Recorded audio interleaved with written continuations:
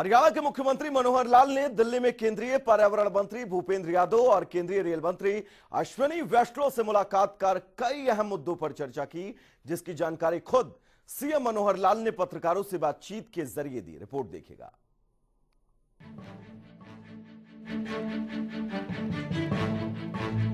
हरियाणा के मुख्यमंत्री मंगलवार को एक दिवसीय दिल्ली दौरे पर रहे, जहां उन्होंने केंद्रीय पर्यावरण मंत्री भूपेंद्र यादव और केंद्रीय रेल मंत्री अश्विनी वैष्णव से मुलाकात कर कई अहम मुद्दों पर चर्चा की, जिसकी जानकारी उन्होंने पत्रकारों से बातचीत करते हुए दी।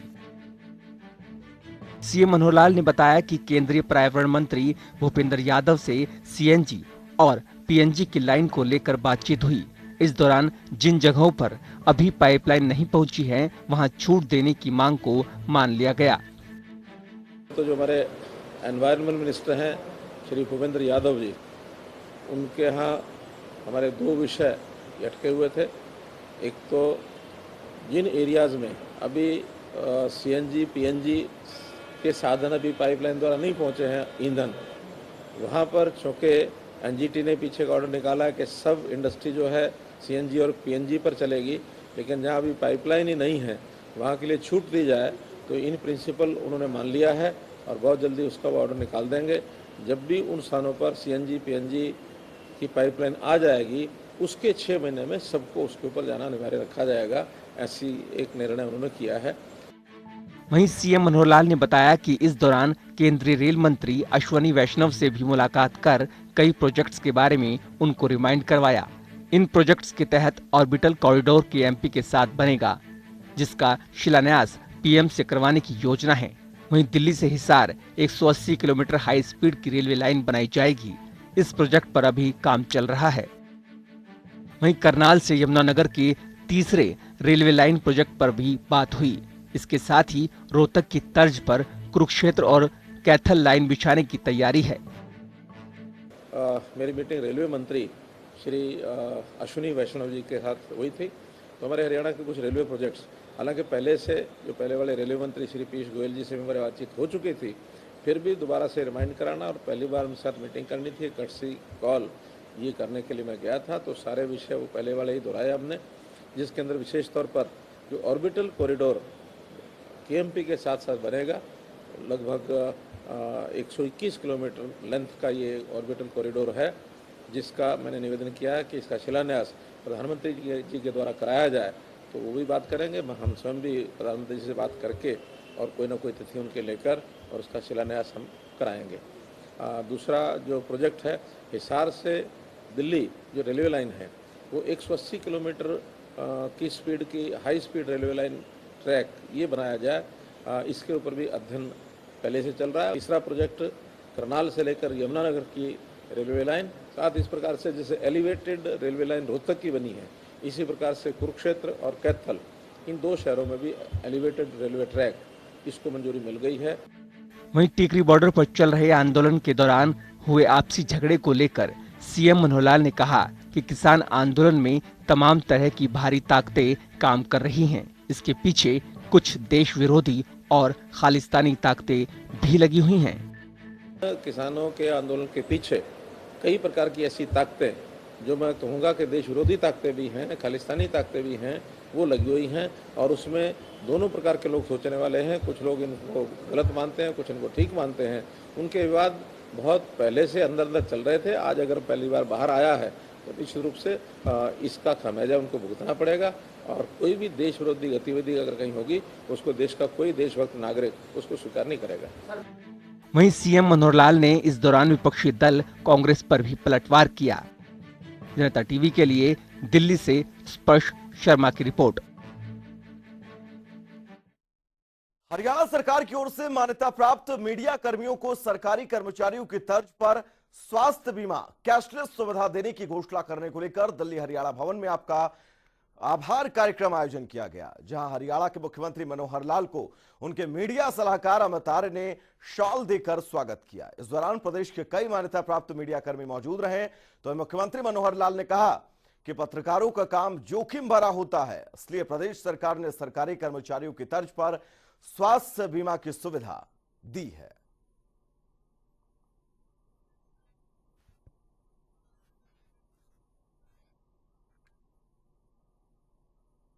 सबका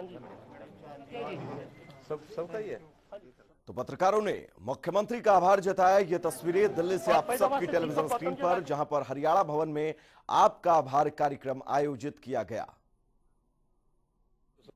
खबर निकालनी है तो खबर वहीं मिलेगी जहां कोई ना कोई असामान्य परिस्थिति होगी। सामान्य परिस्थिति में खबर होती ही नहीं है। असामान्य बातों में जाकर के जब आप खबर लाते हैं तो वास्तव में रिस्क भी होता ही है। चलिए वो रिस्क हो ना हो, लेकिन सामान्य जन की तरह भी अपना लाइफ को व्यतीत करने के लिए, क्योंकि परिवार है, आप खुद हैं, तो सबकी जो शरीर की आवश्यकताएं हैं उसके लिए जो हमने ये कल किया है, 5 कैटेगरीज को हमने एम्प्लॉइज के बराबर इस प्रकार की सुविधा दी है। उसमें एक पत्रकार की है, एक उसमें जो आज़ाद हिंद फौज के लोग हैं, थोड़े ही होंगे बचे हुए, तो भी जो हैं तो उनकी जो पहली पीढ़ी तक उनको भी दिया है। गुरुग्राम के सेक्टर 29 में कार निर्माता कंपनी हुंडई का नया मुख्य कॉर्पोरेट ऑफिस बनाया गया, जिसका उद्घाटन सीएम मनोहर लाल ने किया। सीएम मनोहर लाल ने उस मौके पर पहुंचकर ऑफिस का शुभारंभ किया।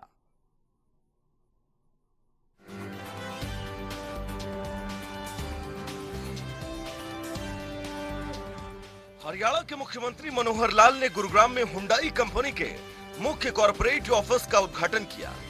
हुंडई का एक कॉर्पोरेट ऑफिस गुरुग्राम के सेक्टर 29 में 28,000 वर्ग मीटर एरिया पर बनाया गया है। इस ऑफिस की शुरुआत हुंडई कंपनी ने भारत में अपने 25 साल पूरे करने पर की। वहीं मुख्यमंत्री मनोहर लाल ने इस मौके पर कंपनी के तमाम प्रबंधन अधिकारियों को बधाई देते हुए कहा कि भारत में Hyundai Motors India limited company की तरफ से करीब 4 अरब से ज्यादा डॉलर का निवेश भारत में किया जा चुका है। यही नहीं, हुंडई की पहली पसंद हरियाणा रही है। In recent years, India and South Korea relations have made great strides and have become truly multidimensional, spurred by a significant convergence of interests, mutual goodwill, and high-level exchanges. South Korea is an important trade and investment partner for India and a country of special focus for Haryana too. Friendship, trust, and cooperation are the foundations of this engagement. Korea is and will remain an important partner in the socio-economic growth of Haryana. It's a great pleasure to address you all today at the inauguration of Hyundai Motor India's new corporate headquarters in Gurgaon. At the outset, I trust you and your families are safe and healthy. I'd also like to extend my sincere congratulations to Hyundai for completing 25 years of excellence in India, and I wish them the very best for a bright and prosperous journey ahead in partnership with the evergreen state of Haryana. इसके साथ ही मुख्यमंत्री मनोहर लाल ने Korea को भारत का सबसे बेहतर दोस्त भी बताया। उन्होंने कहा कि हरियाणा में कोरिया ने अच्छा खासा निवेश किया और रोजगार को बढ़ावा देने में अहम भूमिका निभाई। वही कोरोना काल में जिस तरह से कंपनी की तरफ से जो सराहनीय कार्य किए गए, उनके लिए भी सीएम मनोहर लाल ने उन्हें उत्साहित किया। ऑटोमोबाइल क्षेत्र में कंपनी की तरफ से ही नहीं, बल्कि कोरिया ने पूरा प्रयास किया कि हरियाणा के अलावा देश के अलग अलग इलाकों में भी निवेश किया जाए। सीएम ने यह भी विश्वास दिलाया कि हरियाणा सरकार निवेशकों के साथ पूरी तरह खड़ी है और उद्योगों को जो भी जरूरत होगी सरकार पूरा करेगी। Hyundai has been a strong partner in the development of India's automotive industry and has continued to invest in the development of this sector. This state-of-the-art new corporate headquarters is a good example of the company's vision, global outlook, and commitment of creating a sustainable ecosystem for its domestic customers. As you know, the COVID-19 pandemic has caused disruptions across industries. The efforts made by Hyundai towards its CSR activities and skill development for helping and empowering youths in Haryana is highly commendable. Additionally, by engaging with multiple industrial training, management and technical institutes, Hyundai may ensure wholesome development and creating unique platforms for knowledge transfers. I am certain these initiatives will help to create a mutually beneficial ecosystem of talent in Haryana. CM Manohar Lal ने इस दौरान कार्यक्रम में corona काल में हुई oxygen की किल्लत को देखते हुए 2 नए ऑक्सीजन के प्लांट का शुभारंभ किया, जिसे हुंडई की तरफ से शुरू किया गया, जिन्हें हरियाणा के नूंह जिले के अंतर्गत आने वाले क्षेत्र में स्थापित किया गया है, जिससे आसपास के इलाकों में ऑक्सीजन की सप्लाई को पूरा किया जा सके। वहीं इस मौके पर सीएम ने कंपनी की तरफ से बनाई गई इलेक्ट्रॉनिक गाड़ियों का भी निरीक्षण किया और पौधा लगाकर लोगों को यह संदेश भी दिया कि सभी लोगों को पेड़ लगाने चाहिए, जिससे वातावरण को शुद्ध रखा जाए। इसी को मद्देनजर रखते हुए कंपनी ने इस ऑफिस में 400 वर्ग मीटर की अनोखी ग्रीन वॉल भी तैयार की, जिस पर करीब 50 kilowatt solar roof top panel भी तैयार किया गया। हुंडई का एक कॉर्पोरेट ऑफिस 5 मंजिले का है और अत्याधुनिक इमारत के रूप में इसका निर्माण किया गया। इस ऑफिस के खुलने से हरियाणा में निवेशक भी आकर्षित होंगे। इस मौके पर गुरुग्राम के स्थानीय विधायक और मेयर मधु आजाद समेत हुंडई कंपनी एमडी एवं सीईओ एसएस किम समेत कंपनी के तमाम अधिकारी मौजूद रहे। जनता टीवी के लिए गुरुग्राम से नीरज वशिष्ठ की रिपोर्ट। उधर पंचकुला में 50वीं वाहिनी भारतीय तिब्बत सीमा पुलिस बल रामगढ़ की ओर से पर्यावरण जागरूकता और वृक्षारोपण कार्यक्रम माई अर्थ माई ड्यूटी का आयोजन किया गया, जिसमें मुख्य अतिथि के तौर पर हरियाणा विधानसभा के अध्यक्ष और पंचकुला से विधायक ज्ञानचंद गुप्ता ने शिरकत की। इस दौरान ज्ञानचंद गुप्ता ने पौधरोपण कर कार्यक्रम की शुरुआत की, तो इन्होंने लोगों से अपील करते हुए कहा कि पर्यावरण संरक्षण में सभी नागरिक अपना अमूल्य योगदान दें। उनके साथ नगर निगम महापौर कुलभूषण गोयल तथा बीजेपी जिलाध्यक्ष अजय शर्मा उपस्थित रहे।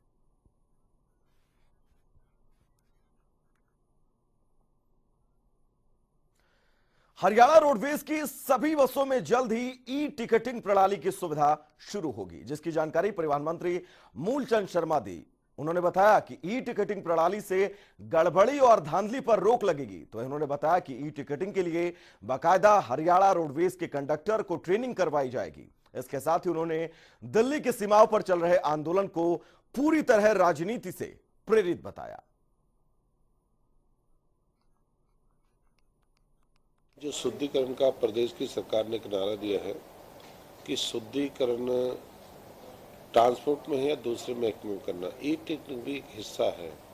बार बार आरोप लगता है कि डुप्लीकेट टिकटें छपी, डुप्लीकेट टिकटें पहले भी पूर्व की सरकारों में, पिछली सरकार में हमेशा ही रहा है कि टिकट डुप्लीकेट हो जाती है, कई टिकट दे नहीं पाते, कभी ये नहीं पता लगता कितने की टिकट कटी हैं, कितना बैंक में। इससे क्या है कि ई टिकटिंग होगी, सीधा अपना बैंक में पैसा जाएगा, उससे जानकारी डेली लेगी हमारे पास कितना डेली का पैसा ट्रांसपोर्ट के तहत आ रहा है, इसी जानकारी और कितनी सवारी प्रतिदिन यात्रा कर रही है। नहीं, इसकी पूरी जानकारी कंडक्टरों को दी जाएगी। जो भी सब इंस्पेक्टर हैं, जो रोडवेज के जो कर्मचारी से संबंधित हैं, उनको पूरी जानकारी ट्रेन दिया जाएगा। और इसकी टिकटिंग की हाई पावर कमेटी में जल्दी, इसकी उम्मीद है कि इसमें हाई पावर कमेटी में ये एजेंडा रखा जाएगा और उसके होने के बाद जो भी कर्मचारी इस पे रोडवेज से हैं और जिसके नाम ये टेंडर निकलेगा उनको पूरा ट्रेन करेगा। ट्रेन देने के बाद वो जिस तरह से मशीन है उसकी पूरी जानकारी देने का कष्ट। ये तो ऐसा नहीं है कि भाई कितनी मशीन हो, कितनी बस है, बस के हिसाब से कितनी बस है, या दूसरे कितनी हमें एक्स्ट्रा चाहिए। और कई बार क्या होता है कि मशीन खराब हो रहती है, उसके लिए भी ये तो उनके ट्रांसपोर्ट के लोगों ने तय करा होगा कितनी मशीन हमें चाहिए। ये तो प्रदेश की सरकार ने बार बार कहा है, पंजाब से आंदोलन उठा के दिल्ली की सीमाओं पर करा। और हम हरियाणा प्रदेश सरकार ने बार बार कहा ये एक किसान आंदोलन नहीं है, किसान अपने खेत और खलियान में काम कर रहा है, ये पार्टियों से संबंधित आंदोलन है। और ये सत्ता चाहने वाले लोगों का आंदोलन है। किसी पार्टी का वर्कर है, कोई किसी का रिश्तेदार है, कोई किसी का नज़दीकी है। अगर इसकी जानकारी लेंगे तो आपको पूरा मिल जाएगा कौन कौन इसके करीबी लोग हैं जो इस आंदोलन को, इस तरह का किसान आंदोलन को जो रूप दिया है। तो ये वही लोग हैं जो सत्ता चाहते हैं। तो वहीं चंडीगढ़ में सहकारिता मंत्री डॉक्टर बनवारी लाल से जनता टीवी ने खास बातचीत की। इस दौरान उन्होंने सहकारी चीनी मिलों की क्षमता बढ़ाने समेत कई मुद्दों पर जानकारियां दी। सुनिएगा। हरियाणा के सहकारी शुगर मिलों की स्थिति को और ज्यादा बेहतर करने के लिए किसानों से भी सुझाव लिए गए हैं। साथ ही जो शुगर मिलों में प्रबंधक निदेशक हैं उनसे बातचीत की गई है। सहकारिता मंत्री बनवारी लाल ने और उनके विभाग के अधिकारियों ने आज इसके ऊपर एक वीडियो कॉन्फ्रेंस करके चर्चा की है। मेरे साथ सहकारिता मंत्री बनवारी लाल है। डॉक्टर साहब, आज आपने जो शुगर मिल है उनकी स्थिति को लेकर एक चर्चा की है, जिसमें आपने किसानों से भी रायशुमारी की है, आपके विभाग के अधिकारियों से आपने रिपोर्ट कार्ड ली है। क्या स्थिति निकलकर सामने आई है और आगे की क्या तैयारी है सर आपकी?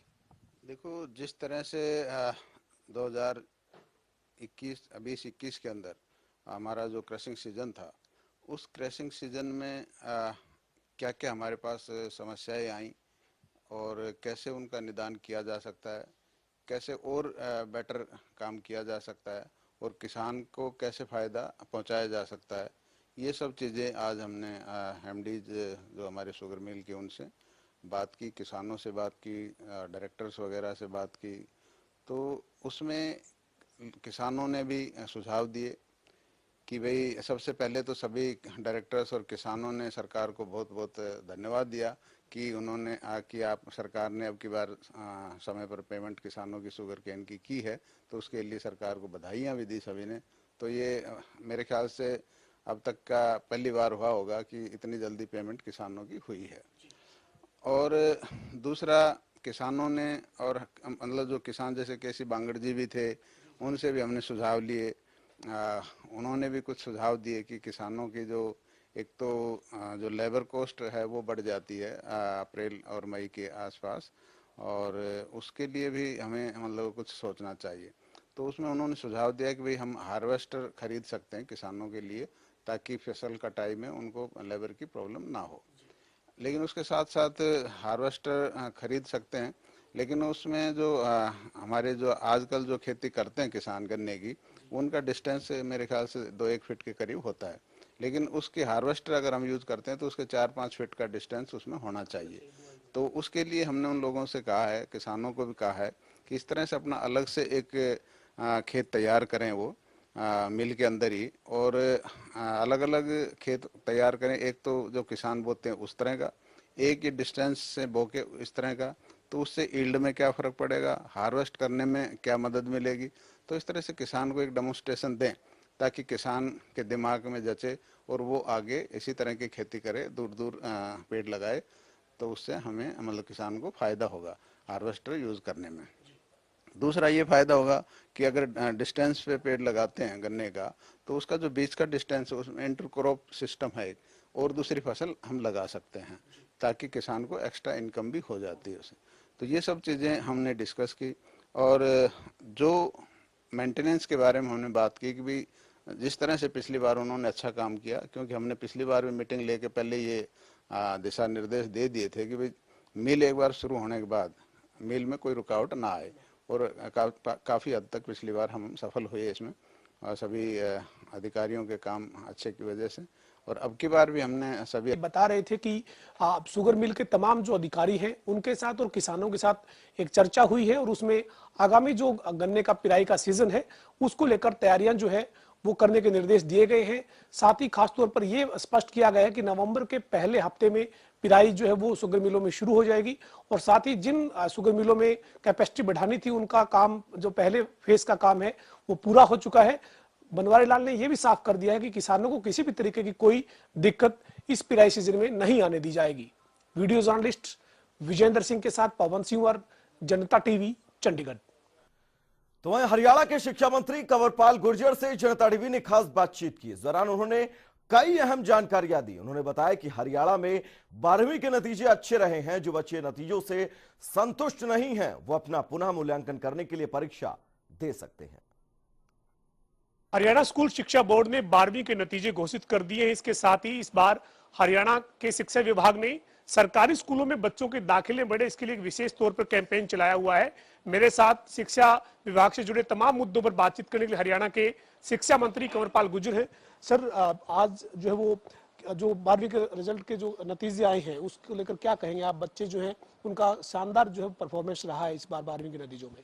हाँ नहीं, बहुत अच्छा परफॉर्मेंस रहा है और सारे जो बच्चे हैं वो पास हुए हैं और काफ़ी बड़ी संख्या में ऐसे बच्चे हैं जिसके 90% से भी ज़्यादा नंबर हैं। कुछ बच्चे ऐसे भी हैं जिनके 50% से 60% के बीच में है, लेकिन काफ़ी अच्छी संख्या में ऐसे हैं जिनके ज़्यादा नंबर हैं। यानी बहुत ज्यादा संख्या ऐसे बच्चों की है जो 80% से ऊपर यानी मेरिट में है और उसके बाद टॉपर है। हाँ, निश्चित तौर से बड़ी संख्या में ऐसे बच्चे हैं।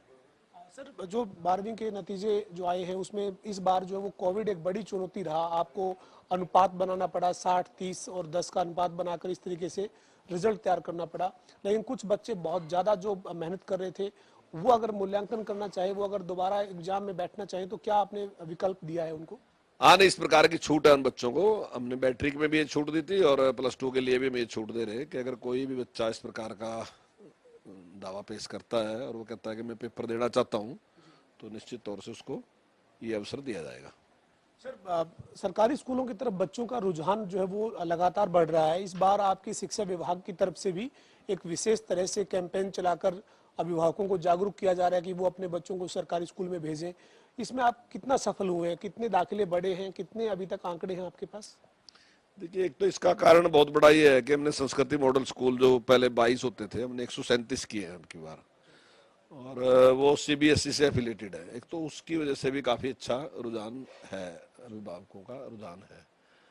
और दूसरे, जिस प्रकार से प्राइवेट स्कूल जो बड़े स्कूल हैं उनमें फीस के जिस प्रकार से बढ़ाई गई, तो ऐसे में भी मैं समझता हूँ काफ़ी संख्या हमारी तरफ प्रभावित हुई है। और दूसरे, हमारी जो विभाग के जो अधिकारी हैं वो अच्छा काम भी कर रहे हैं, तो अब की बार लगभग 2.5 लाख के करीब जो हमारे एडमिशन है वो बढ़े हैं। सर, सरकारी स्कूलों में रुझान बढ़ने का आपने वजह बताई कि जो ये वजह है, लेकिन क्या इंफ्रास्ट्रक्चर जो आपने इसको और ज़्यादा बेहतर करने के प्रयास किए हैं, PGT की भर्ती हो या फिर JBT की भर्ती हो, PRT की भर्ती हो, तमाम जो पद वैकेंट रहते थे उन पे आप भर्तियां पूरी कर पाए हैं? इसी वजह से सरकारी स्कूलों में अब माहौल जो है वो बदलने लगा है? नहीं, देखिए, अभी भर्तियां तो पूरी नहीं हुई। जहाँ JBT की बात है वहाँ तो हमारे पास पूरे टीचर हैं, लेकिन JBT से ऊपर जो हमारे पास हैं, TGT है, PGT है, उसमें अभी हमारे पास काफ़ी कमी है। लेकिन अब की बार हमें भर्ती करने का हमारा पूरा इरादा था और लगभग हमने फाइनल किया हुआ था, लेकिन कोरोना की वजह से काफ़ी ये सिस्टम प्रभावित हुआ। आने वाले टाइम में जल्दी हम टीचरों की जो कमी है वो पूरी करेंगे। तो शिक्षा विभाग जो है वो टीचर्स जो है, चाहे वो आपने बात जिस तरह से की TGT की या PGT की, तो TGT PGT की भर्ती जो कोविड के चलते आप आगे नहीं बढ़ा पाए थे, वो अब जल्द प्रक्रिया को शुरू करके आगे बढ़ाएंगे? हाँ, निश्चित तौर से जल्दी हमें ये जो संख्या अभी कमी है तो हम प्रयास पूर्वक इसको पूरा करेंगे। सर, आप शिक्षा महकमे में जो है वो लगातार 600 दिन से ज़्यादा का कार्यकाल आपकी सरकार का हो चुका है। पिछले दिनों मुख्यमंत्री जी ने 600 दिन की उपलब्धियां बताई थी। आप शिक्षा विभाग में शिक्षा मंत्री के नाते जो है वो कितना संतुष्ट हैं तमाम जो आपने फैसले लिए हैं, या अभी कोई और बड़ा विजन आपके जहन में चल रहा हो जो आप इम्प्लीमेंट करना चाहते हो? नहीं, देखिए, सेटिस्फाई तो हैं, लेकिन सेटिस्फाई में एक समस्या ये है कि कोरोना की वजह से हमें बहुत अवसर मिला नहीं काम करने का, क्योंकि ज़्यादा टाइम जो है स्कूल बंद रहे हैं। तो अगर ये पूरे टाइम स्कूल खुले रहते तो तब उसके देखने का जो नज़रिया था वो ज़्यादा सार्थक था, वो अगर हम उस टाइम ये दिखाते। तो निश्चित तौर से जैसे जैसे अभी कोरोना समाप्ति की ओर है और हम उम्मीद कर रहे हैं कि अब ये समाप्त होगा, तो उसके बाद ही सही मूल्यांकन किया जा सकता है बात का कि हमने कितना प्रयास किया। हालांकि हमने काफ़ी अच्छा प्रयास किया है, लेकिन फिर भी उसके बाद इसका पता चलेगा कि जब पूरी तरीके से स्थिति सामान्य होगी। मंत्री जी, खासतौर पर आपके महकमे में आपने ऑनलाइन टीचर ट्रांसफर पॉलिसी लागू कर रखी है, जिसका दूसरे कई राज्यों ने भी अनुसरण किया और यहाँ पर आकर उन्होंने देखा किस तरीके से आप काम कर रहे हैं। लेकिन जो इंटर डिस्ट्रिक्ट तबादलों का जो मामला है, उस मामले में जो JBT के टीचर हैं वो कोर्ट में भी मामला हालांकि बीच में ये चला हुआ है। क्या कहेंगे, आपकी क्या नीति क्या है? आप क्या चाहते हैं कि वाकई में जो इंटर डिस्ट्रिक्ट ट्रांसफर JBT की वो होनी चाहिए? हाँ, बिल्कुल, निश्चित तौर से ट्रांसफ़र होनी चाहिए। हालांकि मेरा तो व्यक्तिगत विचार ये है कि जो डिस्ट्रिक्ट कैडर की पोस्ट है उसकी भर्ती डिस्ट्रिक्ट अनुसार ही होनी चाहिए, लेकिन कुछ नियम उसमें आड़े आते हैं, इस प्रकार से हो नहीं सकती। हालांकि मैंने तो चुनाव से पहले ये बात कही भी थी, और मेरा मानना है कि अगर टीचर वहीं से ही सिलेक्ट होंगे तो जो छोटी क्लास है, जो बच्चे हैं, की भाषा में भी थोड़ा एक परिवर्तन, चाहे अगर एक, हालांकि बहुत छोटा प्रदेश है हरियाणा, लेकिन फिर भी थोड़ा सा फर्क छोटे बच्चे के सामने आता है, तो अगर वहीं रहे तो ज्यादा अच्छा है हमारा। चले फिलहाल रुकेंगे एक छोटे से ब्रेक के लिए, बहुत जल्द वापस लौटेंगे।